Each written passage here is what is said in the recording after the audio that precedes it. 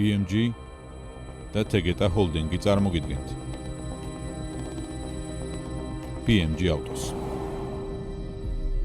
ილონ მასკის პოლიტიკური მოღვაწეობის ფონზე მიმდინარე წლის აპრილში ევროკავშირის მასშტაბით ტესლას გაყიდვები 53%-ით შემცირდა, რაც კომპანიის არსებობის ისტორიაში ყველაზე მკვეთრი ვარდნაა.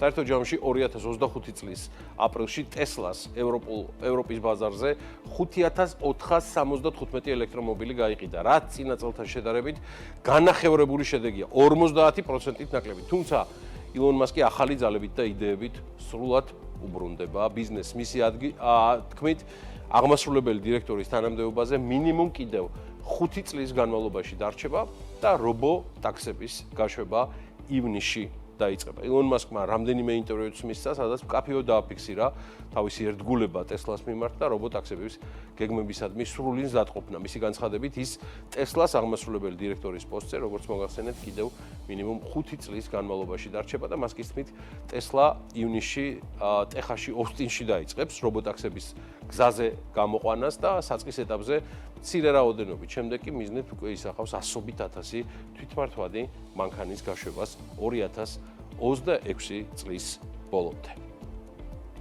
როგორც აღმოჩნდა, შეერთებული შტატების ახალი გადასახადები BMW-ს ამ BMW-ს დღიურად 11.3 მილიონი დოლარი იბჯდება. ამასთან BMW მარტო არ არის, რადგან გერმანიაში ტარიფებით დაზარალებულთა შორის Mercedes-ი და Volkswagen-იც ხვდებიან და ეს ყველაფერი იმაზე მიუთითებს, რომ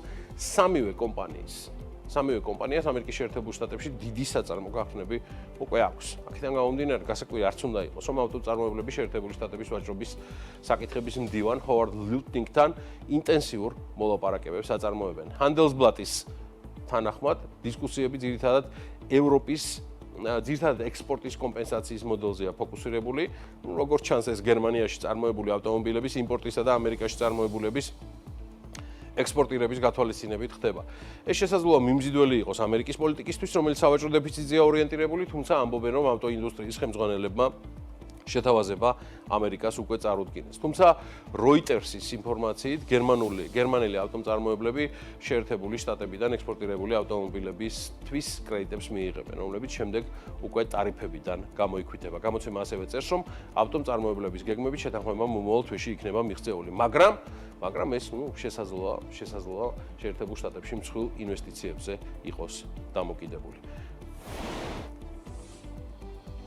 BMW-ს დიზაინის ახალი ერა X3-ის ელექტრო SUV-ით იწყება, რომლის დებიუტიც მიმდინარე წლის ბოლოსკენ არის დაგეგმილი, თუმცა ეს არ იქნება ერთადერთი მანქანა ბავარიული ბრენდის ხაზში, Neue Klasse-ში, ეს უფრო მისი იერსახე იქნება.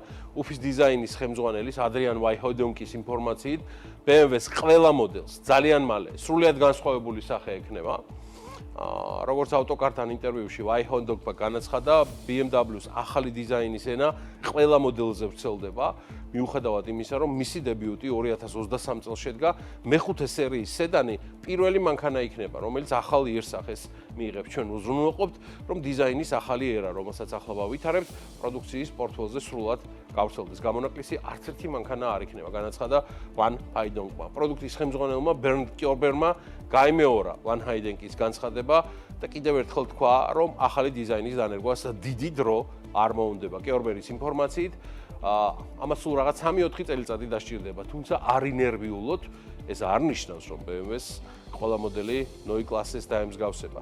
ვან ჰაიდონკმა დაადასტურა, რომ მიუხედავად მათი წარმოების ყველა მოდელის საერთო მახასიათებლისა, თითოეულ მოდელს მაინც საკუთრივ განსხვავებული ხასიათის თვისებები ექნება. და BYD, რომელიც 2024 წელს 4.270.000 მანქანა გაყიდა. ამათგან გასაგებია ახლა 90% BYD-ის მანქანების ჩინეთში გაიყიდა თითქმის. ახლა გლობალური ავტომწარმოებლების მსგავს მასშტაბებზე გადის. Reuters-ის ცნობით, კომპანიის ახალი გეგმა არის მინიმუმ გაყიდვების ნახევარი უცხოეთში განხორციელდეს 2030 წლისთვის. ეს არის სამიზნე. BYD-ის სამიზნე არის ევროპის და ლათინური ამერიკის ბაზრები, რადგან შეერთებული შტატების ბაზრებზე მოგეხსენებათ ვერ შედის. გაფართოების კონკრეტული ნაბიჯები ასე გამოიყურება. ახალი ქარხნები უნგრეთში, თურქეთში, უკვე მოქმედი ქარხანა ტაილანდში და მშენებარე ქარხანა ბრაზილიაში. BYD-ის თავმჯდომარის ვანგ ჩუან ფუს თქმით, კომპანიის მიზანია 2025 წლის განმავლობაში 5.5 მილიონი ერთეული ავტომობილი გაყიდოს. აქედან 800,000-ზე მეტი საზღვარგარეთ. ეს იქნება თითქმის 92%-იანი ზრდა 2024 წელთან შედარებით. BYD ახლა მხოლოდ ჩინური წარმატების ამბავი არ არის, ის მსოფლიო ელექტრომობილების რუკაზე ცდილობს ლიდერის სტატუსის მოპოვებას და თუ გეგმები სრულად შესრულდა 2030-ში შესაძლოა ისეთი ბრენდების გვერდით დადგეს, როგორებიცაა Toyota, Volkswagen, Ford Motor, Toyota და Volkswagen. Ford Motor-ი ამერიკის შეერთებულ შტატებში დაახლოებით 1,100,000 ავტომობილის უკან გაწევას აანონსებს. მიზეზი უკანა ხედვის კამერების პროგრამული გაუმართავობა. რაც ნუ ავარიების რისკსაც ზრდის, ავტომწარმოებლების მიერ გაკეთებული განცხადებით, უკან გაწევის უახლესი რაუნდი მოიცავს 2021-24 წლების Ford Broncos F150 Edge, ასევე 2023-24 წლების Escapes F450, F450, F550 და F600 მოდელებს ჩემი ცოდვა მიეცა ბექა ბაციკაძე. საგზაო მოძრაობის უსაფრთხოების ეროვნული ადმინისტრაციის ინფორმაციით, უკანა ხედვის კამერის პროგრამული გაუმართავობის გამო გამოსახულება შესაძლოა დაგვიანებული იყოს. ან უბრალოდ გაიყინოს და გაითიშოს. ანუ პირდაპირ რეჟიმში კი არ ხედავთ. შეიძლება დააგვიანდეს, აი როგორც ტელევიზიაში ხდება. ასინქრონი იყოს. წარმოგიდგენიან? მოკლედ, Ford-ის განცხადებით, მცირე ტიპის ავარიის შემთხვევებზე კომპანიაში შეტყობინებები შევიდა და აღნიშნული ინციდენტები ავტომობილის დაზიანების მიზეზებიც გახდა. დილერები ვალდებულნი არიან ავტომობილების პროგრამული უზრუნველყოფა დისტანციური მეთოდებით განაახლონ. მფლობელების შეტყობინებას 16 ივნისამდე მიიღებენ.